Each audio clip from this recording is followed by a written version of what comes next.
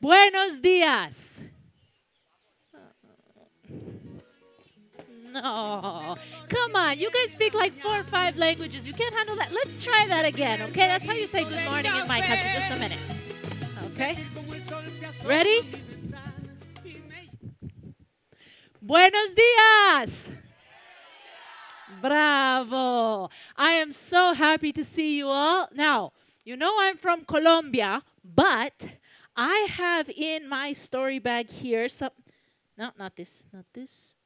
No, that's not that. Here it is.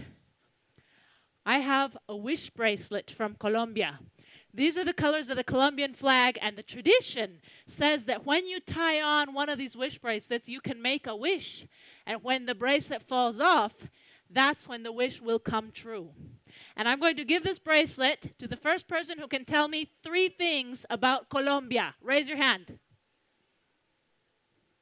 Nobody knows anything about Colombia, really. Not even where it is. Okay. So, South America, that's one thing. Number 2? What else do you know about Colombia? No idea. Anybody know something else? All right. I will tell you a few things about Colombia, but since you were the only one and the first one who was able to say where it was, a big round of applause for, here you go, and what's your name, please? Again? Garf. Do you have your wish ready? Yes. May your good wish come true.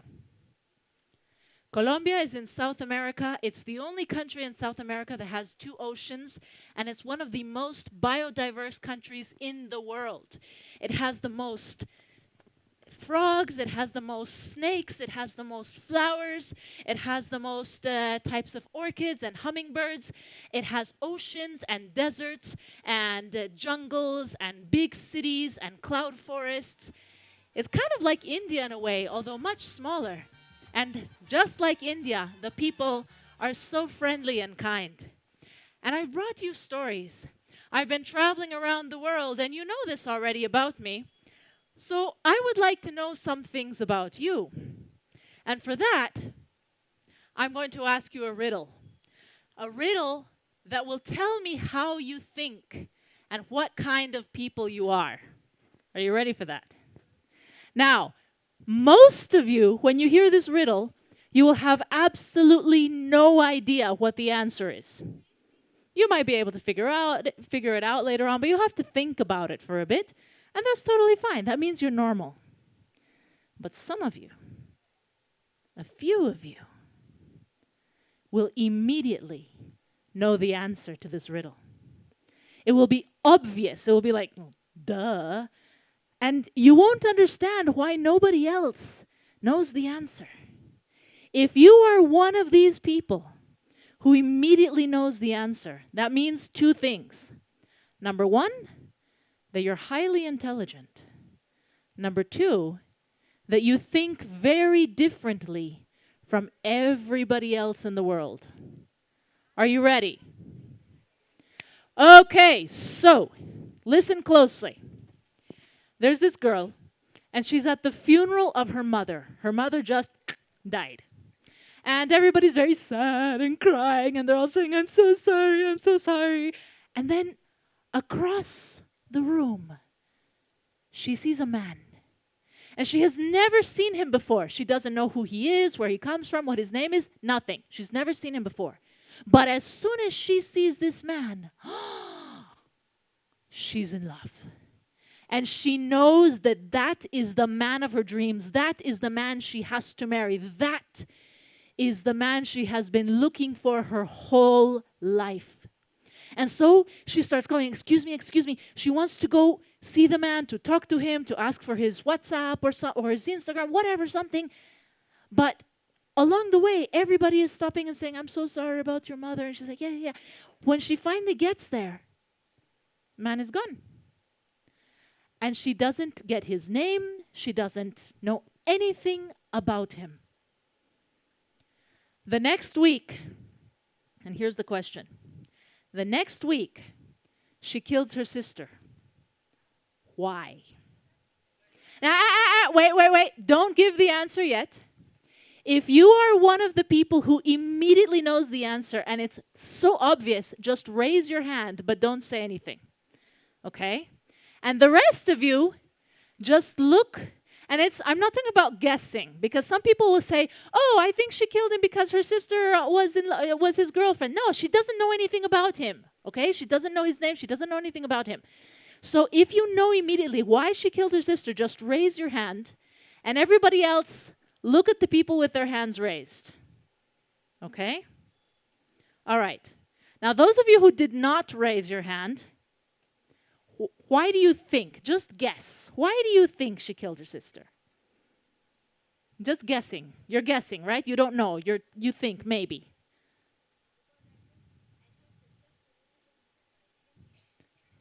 Okay, wait a minute. You knew. No. Some of the people who don't know, who not sure, but why could it be? Anyone wants to guess?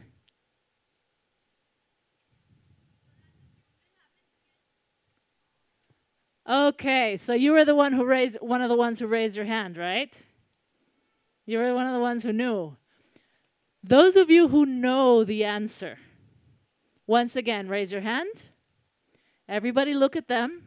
And one of you, please shout the answer very loudly, so that there will be another funeral and maybe she will see him again. Ah, yes. The rest of you who would not have thought about this, look at your classmates who had the answer and know that the fact that they knew the answer means two things. Number one, like I said, you're highly intelligent. Number two, you could be a psychopath. The people who know the answer to this question, they have the capacity to think like psychopaths. Now, that doesn't mean that you are a psychopath, but it means that you could be. The choice is up to you. So, now we're going to begin with the first story, and I'm going to let you choose what kind of story you would like to hear. Along the trip, I have been collecting stories and putting them in my bag. And let's see, I have two kinds of stories. The first one is a love story. And the second one is a spooky story. What would you like? Okay, we need an organized vote. Who votes for the love story? Shout and clap and make noise. That's a lot of people. Okay. Who wants the spooky story? Shout, clap, make noise. Sounds like you guys won. Okay, then. So in that case, we'll need to turn off the lights. Turn on these blue lights in the back. These blue lights on the side. Are there any more schools that are still coming? Are we waiting for anyone? No. But is there anybody coming? Okay, because if there is someone coming, we need to tell them to wait until this story is over. So could somebody please stand at the door, and if anybody comes, say, just wait 6-7 minutes until we finish this story, and then after they can come in. All right? So, no lights for the audience, only the blue lights. And here we go with the mist. Are you ready? Then gather in, because this story starts on a dark night in Galicia, Spain, the land of witches. I say creak, you say crack. Creak, creak, creak.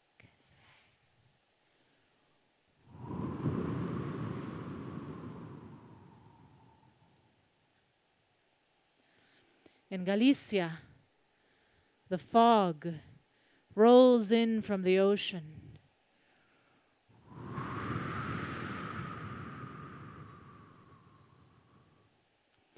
It rolls over the fields and over the villages where everyone sleeps.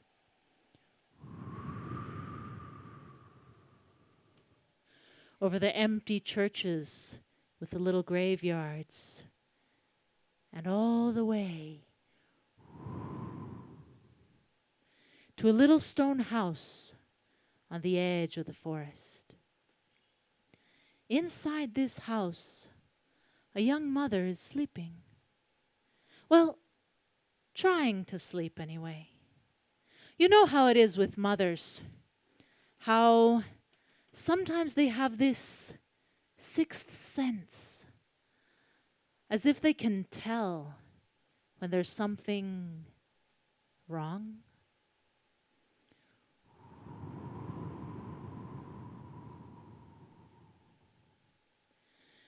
The wind continued blowing and the fog rolled up, covering everything until outside the window everything was just white. And the young mother turned over. Ah! Mommy! And the mother ran, burst open the door. Mommy!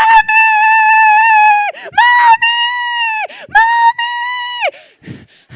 Mommy! The mother burst open the door.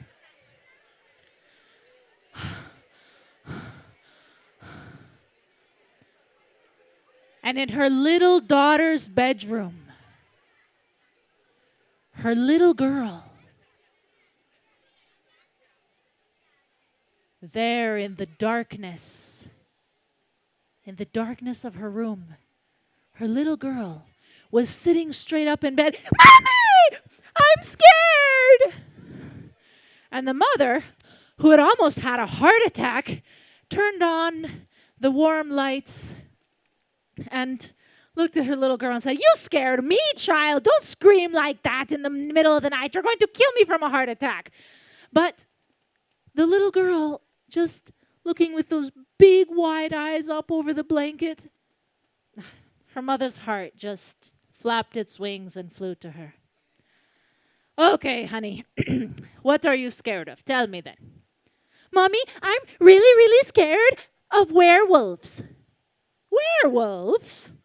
Don't you remember all the stories I would tell you about werewolves?" And that's why I'm scared."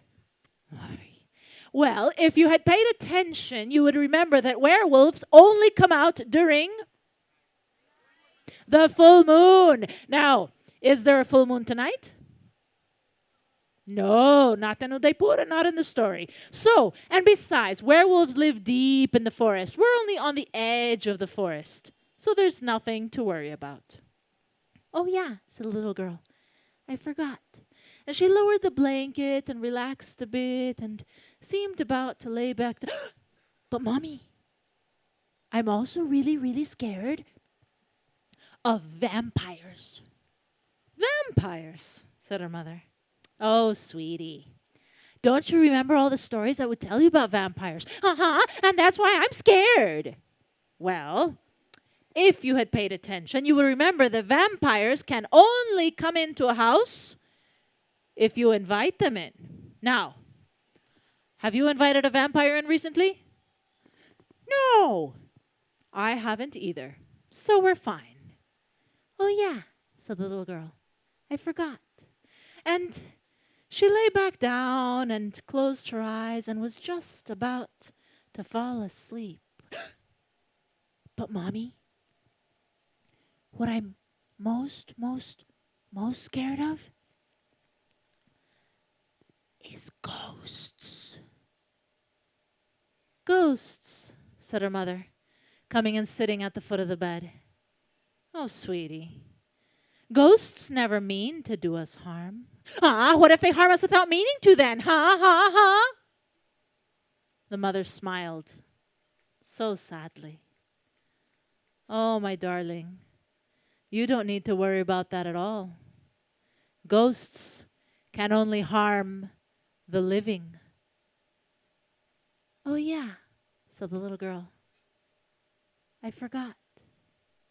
And she closed her eyes and fell asleep, and the mother reached out a hand to caress her little daughter's face, but as she did, the transparent, translucent figure of her little girl dissolved beneath her fingertips.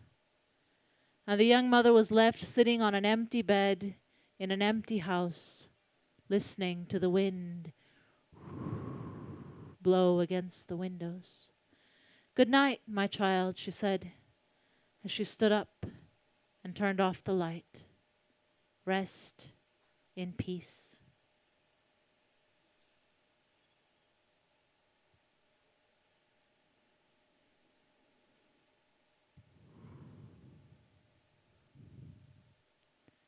We never know when death will come.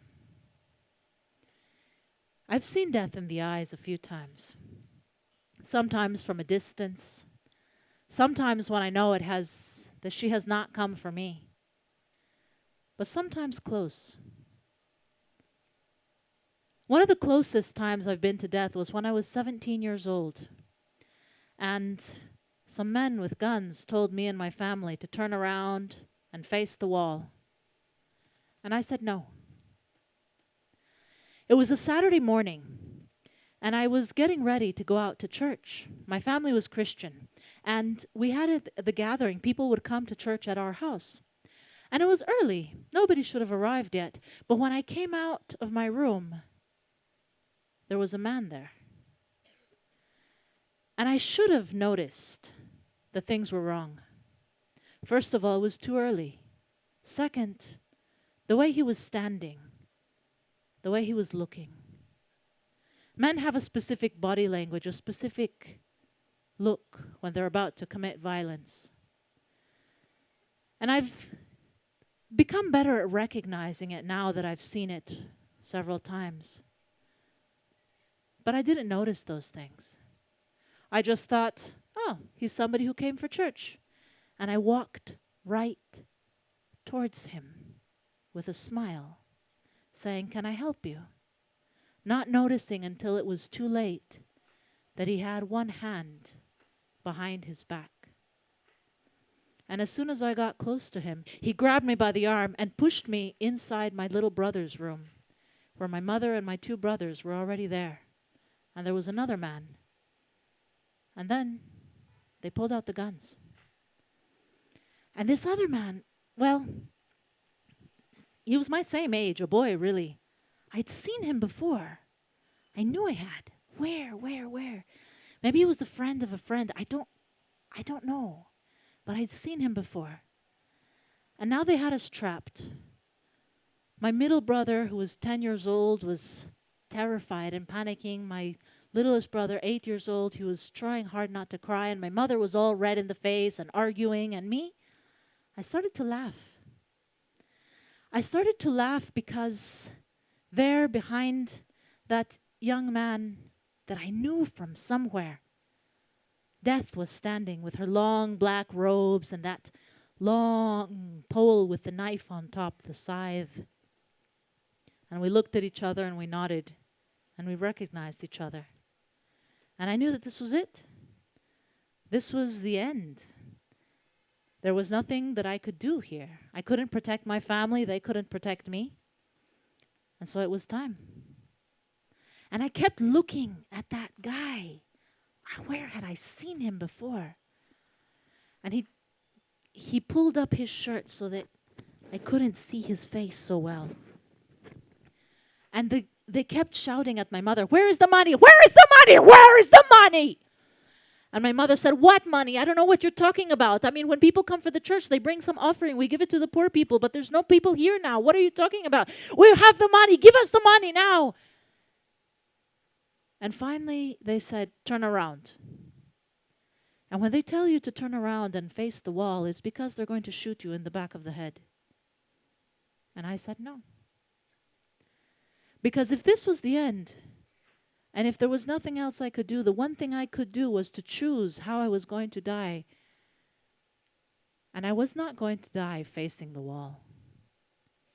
And I kept looking at that guy, that young man, the one who was my own age, who was maybe a friend of a friend, who maybe I had gone out with him at some point. I don't remember.